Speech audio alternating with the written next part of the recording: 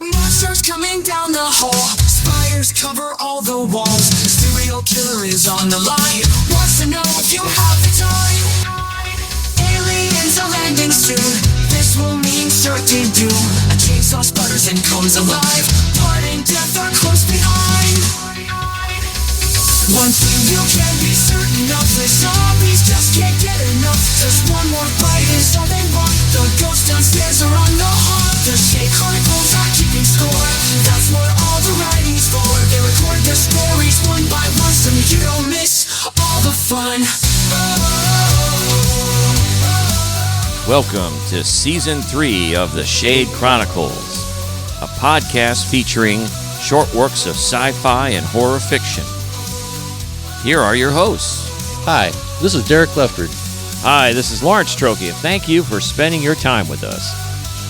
Let's get started with our first story. The Shade Chronicles are keeping score. That's what all the writing's for. They record the stories one by one so you don't miss all the fun.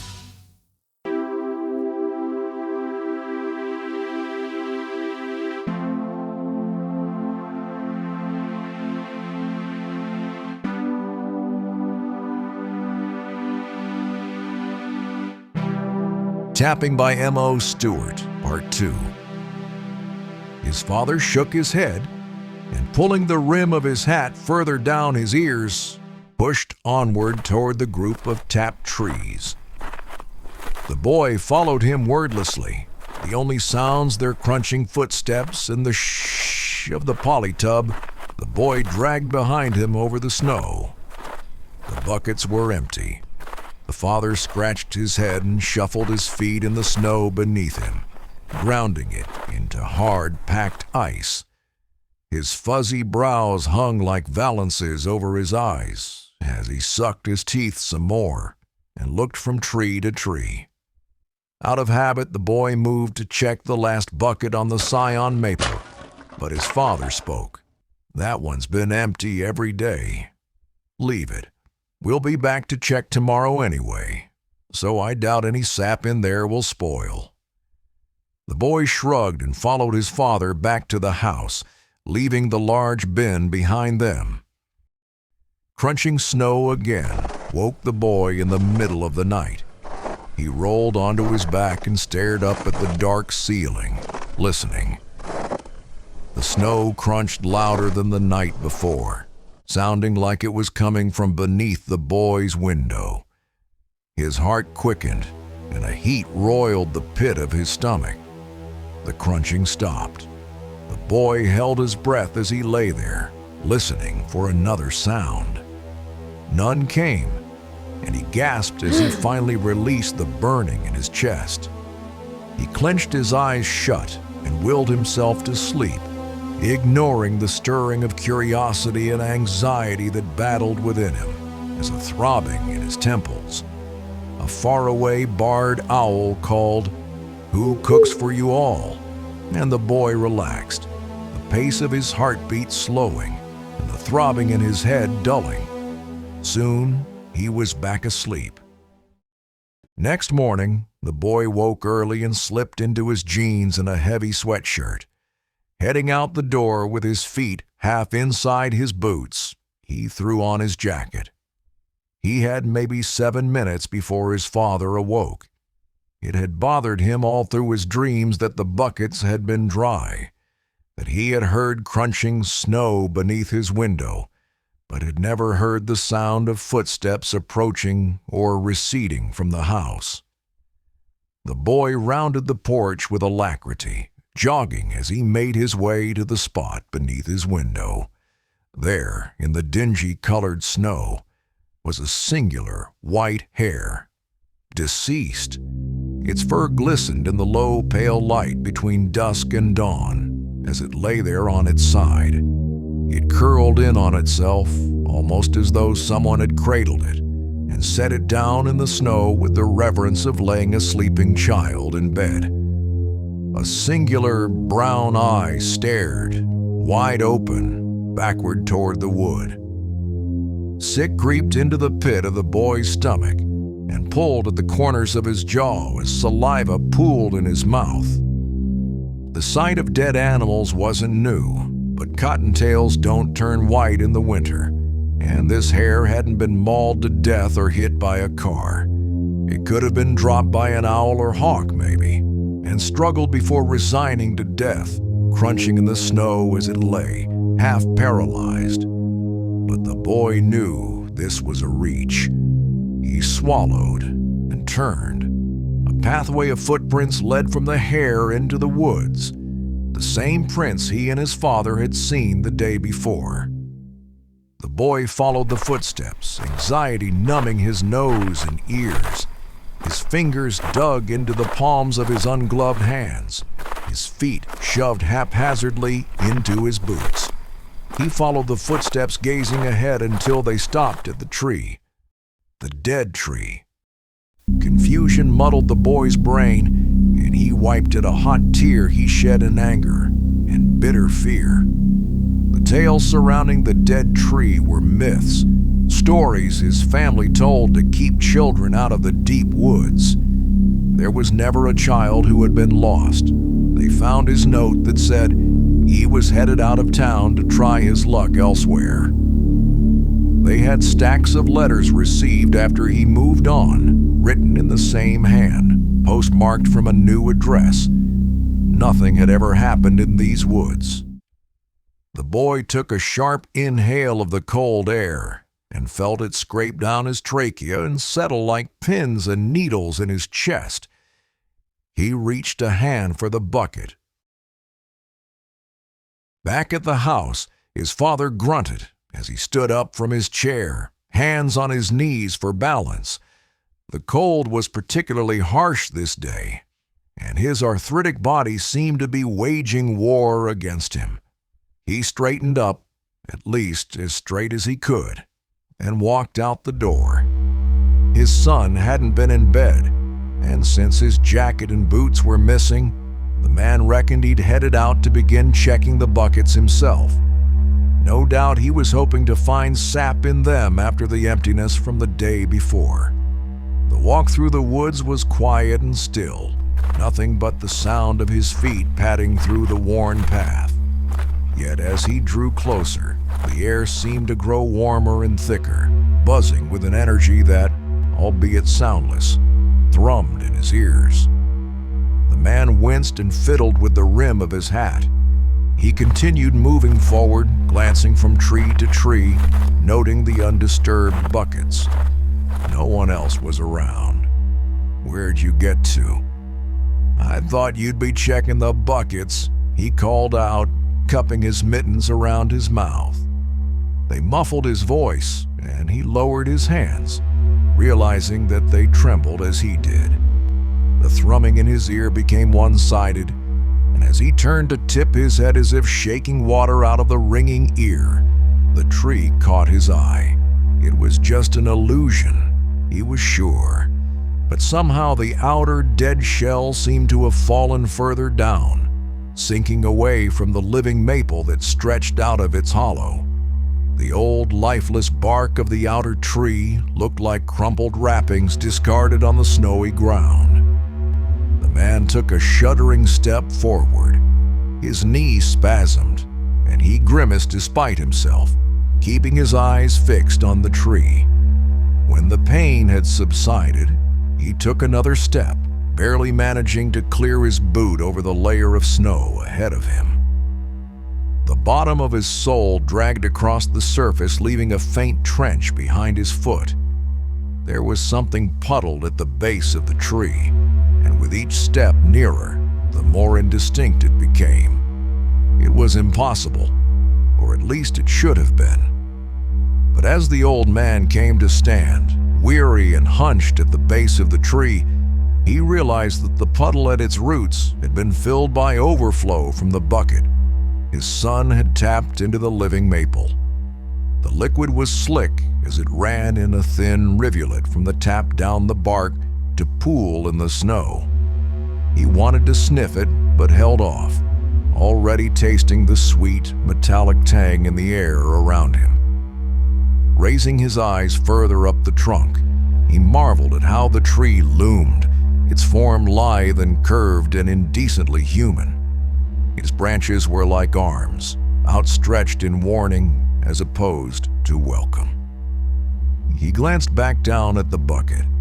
Knowing already what he'd find there, he opened the lid onto a softly bubbling volume of crimson liquid.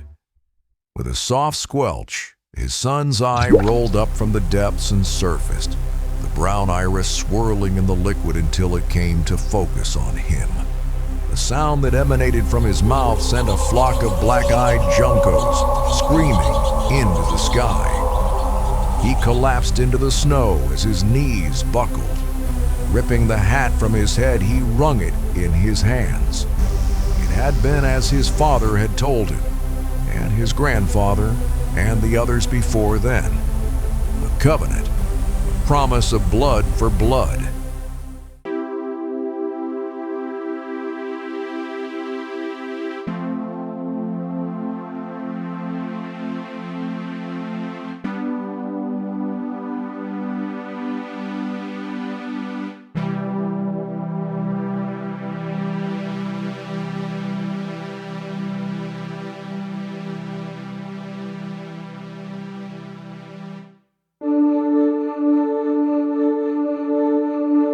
For 2 seasons, the Shade Chronicles podcast has introduced you to a universe of the scary, strange, weird, and fascinating. Now all of the stories from the first 2 seasons of the podcast are collected and available in a hardback book for your reading enjoyment. Newly edited and revised, experience the fright and wonder again of the stories from the Shade Chronicles, and join us on an exploration of imagination. Find your copy of Tales from the Shade Chronicles podcast on Amazon today, also available in paperback and Kindle versions.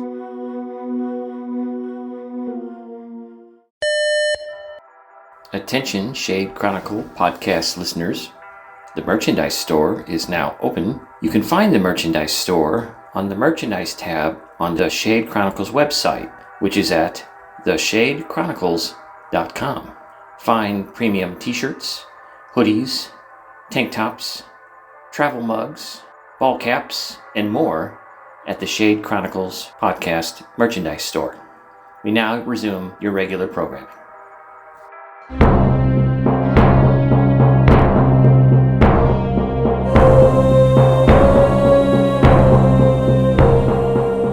The Legend of Urmah the Sumerian by Lawrence Trokey. Part 4.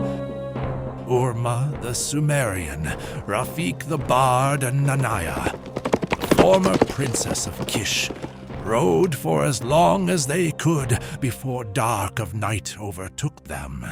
They camped on a ridge overlooking the valley where the Isin army was slain. They provisioned and armed themselves with the weapons and supplies of the dead, and then succumbed to a fitful rest, all anxious to arrive at Isin. Urmah did not sleep, but watched the horizon while he sat at the small fire they made. He saw far in the distance the glow from many campfires reflected on the clouds. He knew they were pursued by the army of Kish, who undoubtedly were coming to depose the king of Isin and install Asag, the high priest of the temple of Nergal, as king of Isin. He finally fell asleep after some time. As he slept, he dreamed of fighting a ferocious dragon. The next day, the 3 arose early and set off for Isin. They arrived at the main city gate, and Urmah spoke to the captain of the guard. He showed him the wristband given to him by Asag and told him he needed to speak with the king immediately. They were escorted to the palace and brought into the throne room where the king of Isin, Zukakip, received them. He asked, "Who are you?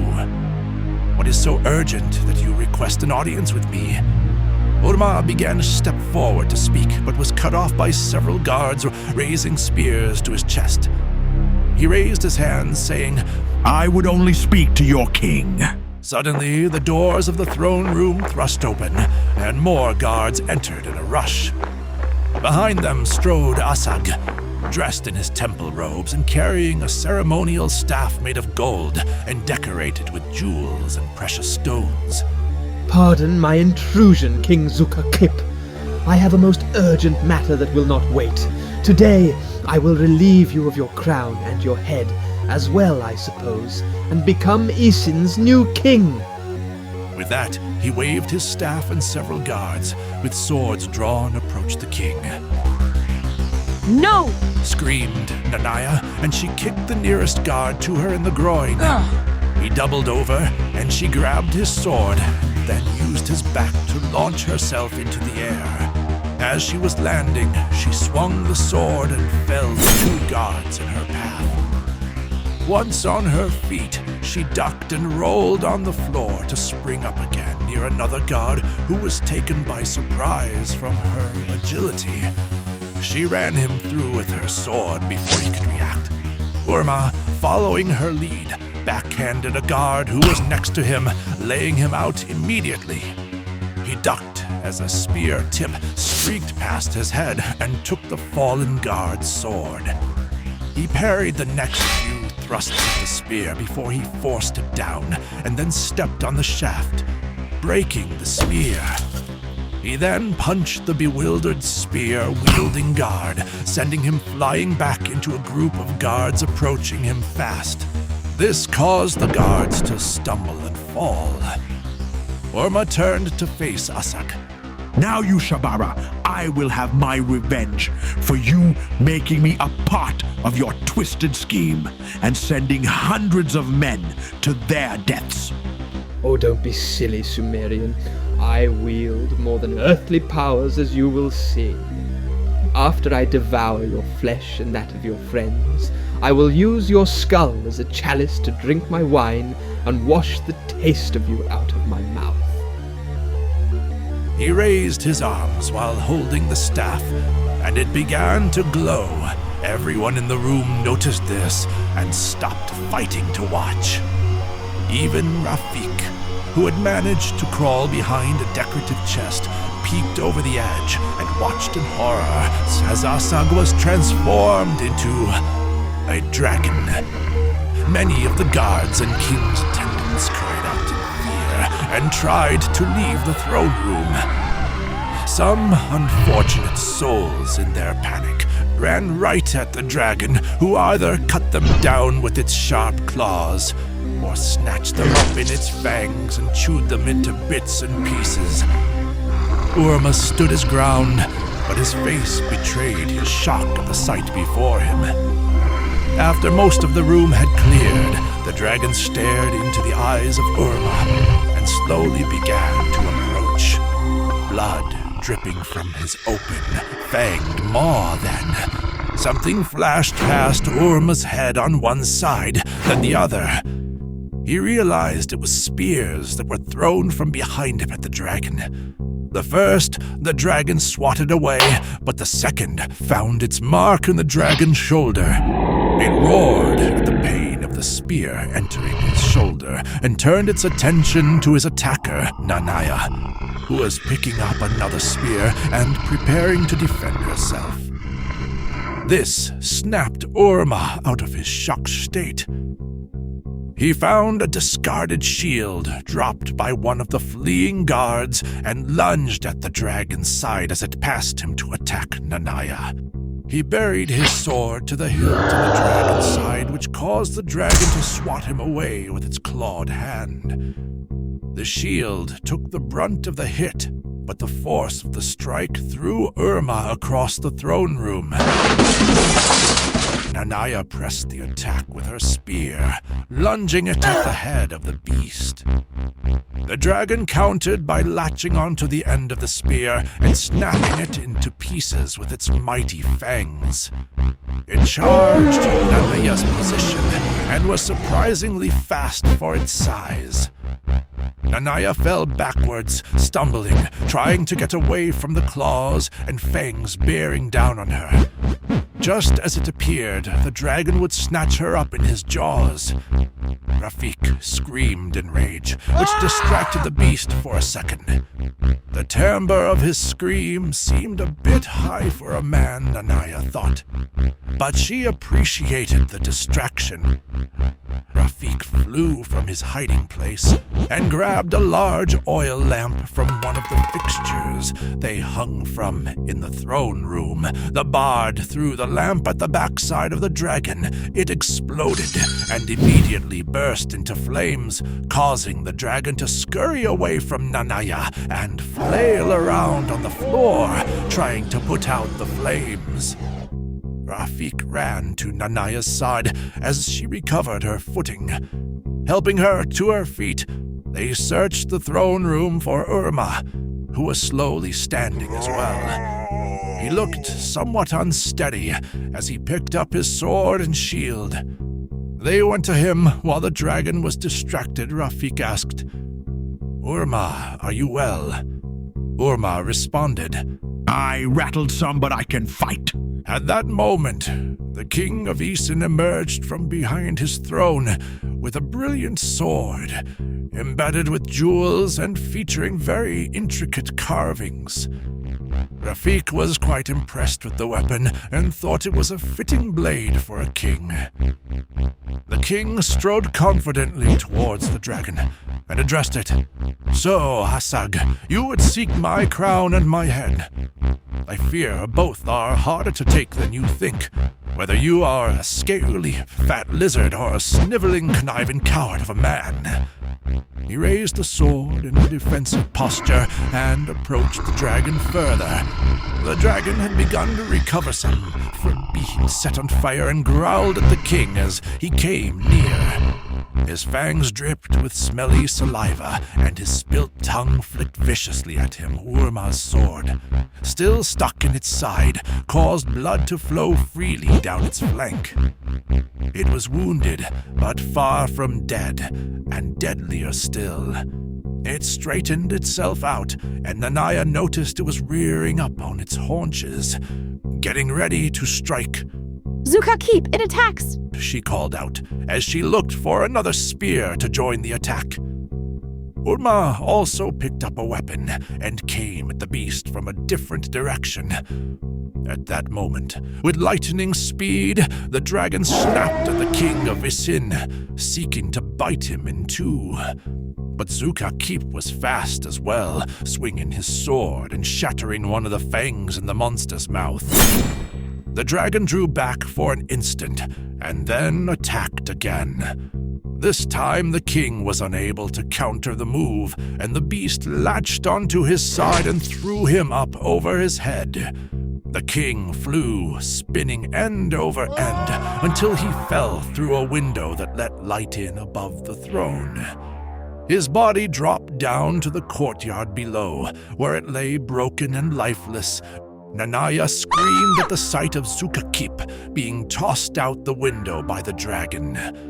She leapt at the beast, spear in hand, and stabbed the creature in its long neck. The dragon let loose something that was part roar and part shriek, and grabbed the spear's shaft, trying to pull it loose. At the same time, Urmah came alongside the dragon, and with a mighty swing, he severed the neck of the beast. Its stunned and lifeless head fell to the floor of the throne room.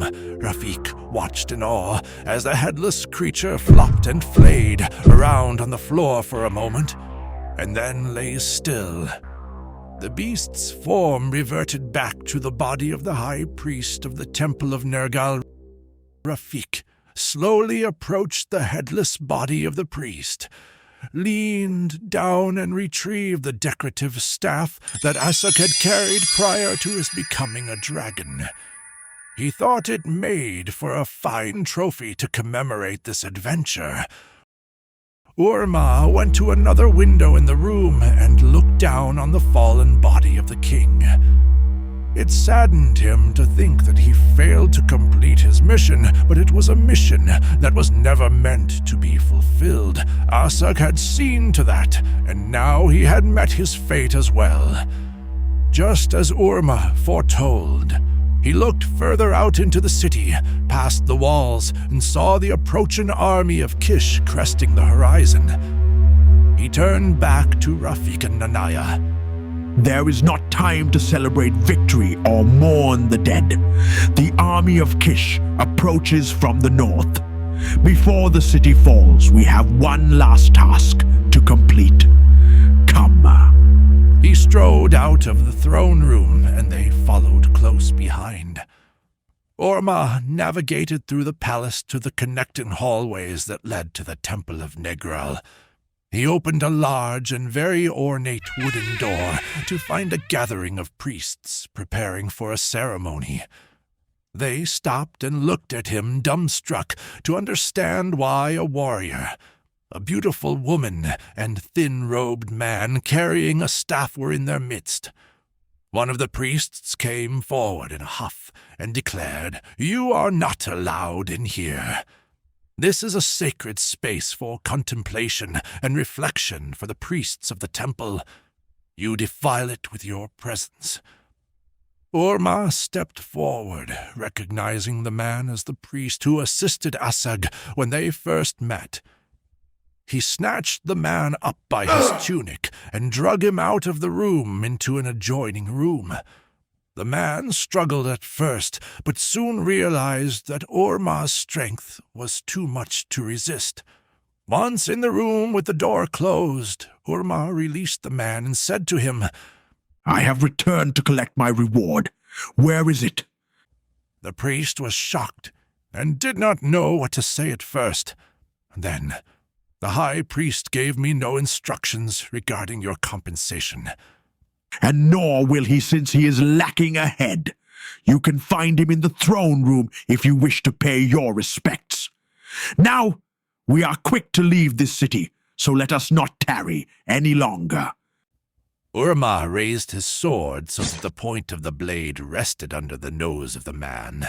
Accordingly, the priest snapped into action immediately, ordering the other priest to go to the treasury and begin carrying bags of gold down to the courtyard, where another group of priests hitched a wagon to 2 donkeys. It only took a few moments for the priests to fill the wagon with Urmah's wages. Once loaded, Urmah climbed into the wagon and grabbed the reins. Nanaya and Rafik mounted horses and followed Urmah out of the courtyard of the palace and onto one of the streets leading to a gate at the city's walls. Urmah again flashed his wristband at the guard, and he let them pass through without incident. After they had traveled some distance away from the city, Urmah stopped and looked back to see columns of smoke rising from the hills beyond. Oh, he knew the army had conquered the city, as expected, since their own defenses were severely weakened. Then he looked at the bard and Nanaya and said somberly, It appears we have come to the end of this adventure. What path should we embark on now? Rafik offered, My family is not far from here. We can stay with them until you decide what fate has in store. I have nowhere to go and am adrift for now. Nanaya said dispiritedly, Fear not, for we are not without resources, to say the least. Urmah smiled as he patted one of the bags of gold. But for now, I have a keen thirst to quench before answering destiny's call once again. Lead the way, good bard, and entertain us with one of your tales as we journey together. I have a new one you might enjoy. It is called The Legend of Urmah the Sumerian. Laughter followed the bard's comments as the trio rode on.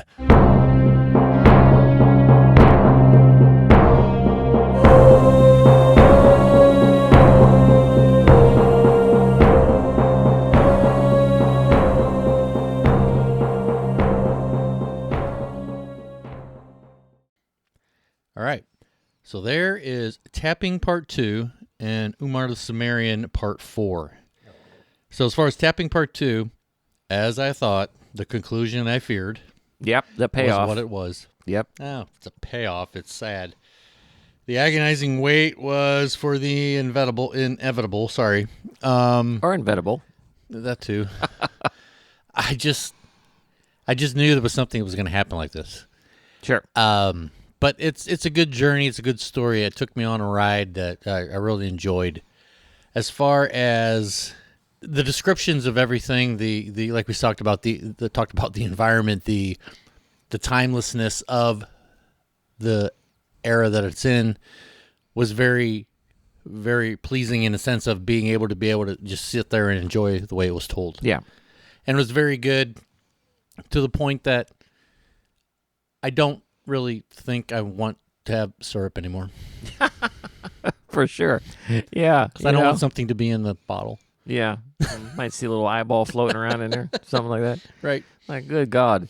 So again, Tapping by M.O. Stewart. Again, thank you for contributing this story to us. We had a great time producing it and putting it into the podcast. And just, again, a classic horror story, ghost story kind of thing. And the one thought that I was trying to think, was there anything that I could compare this to? And there are many stories that have kind of the similar format. It's setting you up Like a folklore, like we said. Yeah, for earlier. sure, a Yeah. folklore kind of thing. It's setting you up for this bad ending. You know it's coming. You said that in the last episode. Day one. You know this is coming. You dread that it's coming. You but look forward to it. You just can't look away. You can't. Yeah. It's yeah. that car accident you're passing on the road. You just can't look away. You gotta look at it and see what's going on, and that's what happens. We know it's coming. The boy is stubborn. He wants to get his syrup, and he's determined to get it out of this dead tree that he knows should have syrup. So I have a question. yeah, I want to know your thought of this. What was he experiencing when he's in bed, crunching in the snow outside his window? honestly, I think it's the tree. The Okay. tree is walking. Like Oh. in Lord of the Rings. I didn't even think about that. Yeah. I can't remember the character's name, the tree that walks around and his tree friends. But I think that goddamn tree's coming after him. That's interesting. I never even thought about the tree. I'm I thinking thought that's what it was. I thought it was something that's just kind of out there. Or it could be something else. Something Yeah, haunting for sure. the tree, whatever like that. Not like the Yeah. kid that disappeared we heard about or anything like that. But then again, I don't know. It just seemed like it was something that was obviously calling the boy Yeah. to kind of get his attention and everything like that. But I never really thought about the tree part. It could be because it is like life within inside the death of that Sure. tree. Right. But I still just kind of think I'm still going over it in my head. I'm just like, what actually was that? I mean, we're fine. It could be a spirit, whatever. We could just go on that route. But Sure. maybe it wasn't. Maybe it was more than that. But I like Yeah. the tree. I mean, I don't know if it's the actual tree. I mean, again, it could be it's trees. Yeah. something else. Like you said, the spirit of whatever it is that eventually is embodied in this tree. Right. But, it's crunching through the snow. So it's got to True. have a Good point. physical presence of some kind. Yeah, you're right. So I'm thinking, why not a tree? Because, again, I'm thinking of Treebeard. That's the one from Lord of the Rings. Treebeard, walking around doing his thing. So, but that's just me. It could be, something completely different. Could be some other embodiment of this spirit that's in this tree or this Right. evil presence in the forest. So, Okay. but it was creepy enough Oh, yeah. to draw you in, and then the author does a great job of kind of explaining it away so that the boy isn't really too frightened.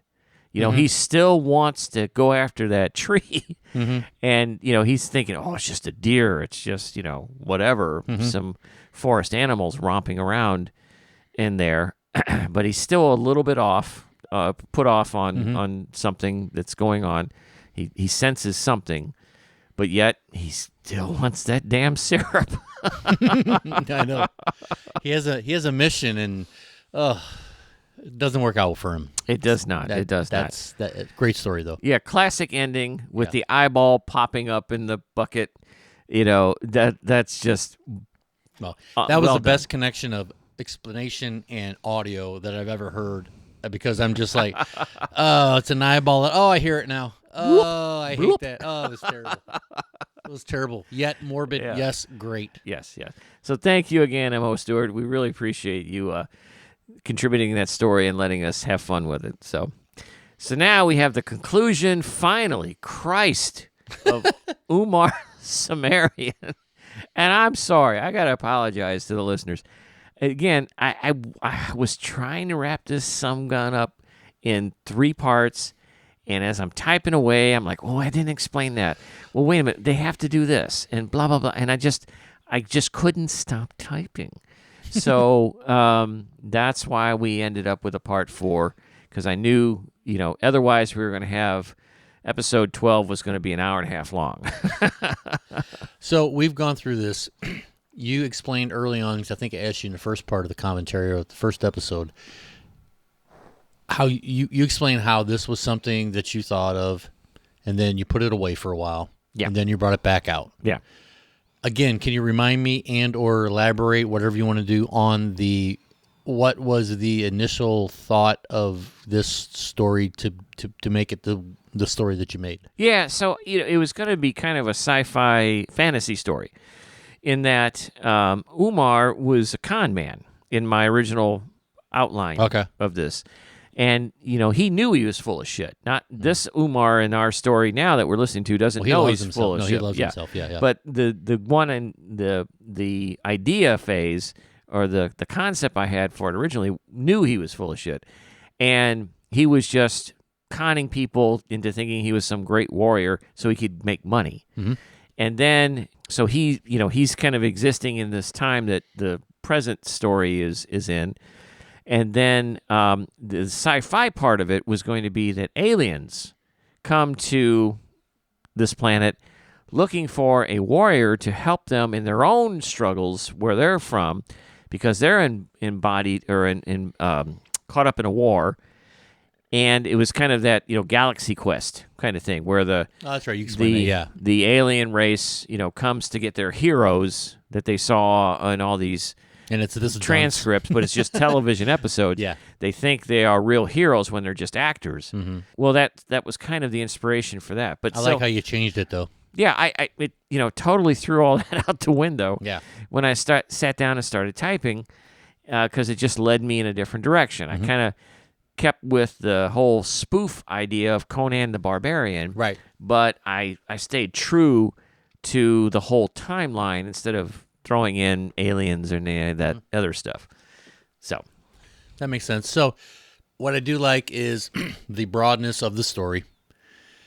You have a lot going on in my mind. Maybe my mind is small, which you've said many times it is. But there was a lot going on. However, I do understand the way it is now.